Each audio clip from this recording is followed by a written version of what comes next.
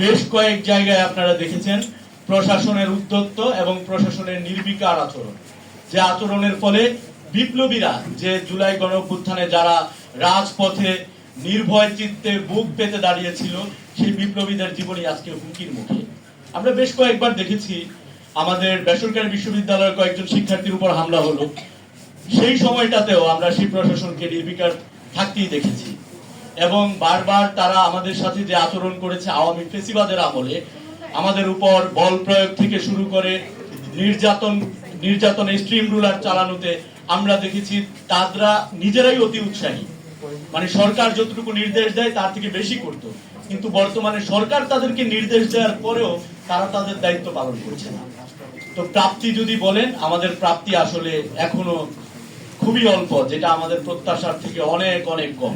সুতরাং আমি বিশ্বাস করি সেই প্রলয়ঙ্কারী বিপ্লব হবে।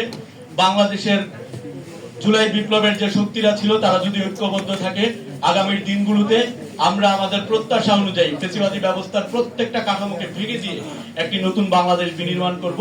সেই নতুন বাংলাদেশ বিনির্মাণ করার যে জার্নি আমাদের, সেই জার্নিটা অনেক বড়, লম্বা।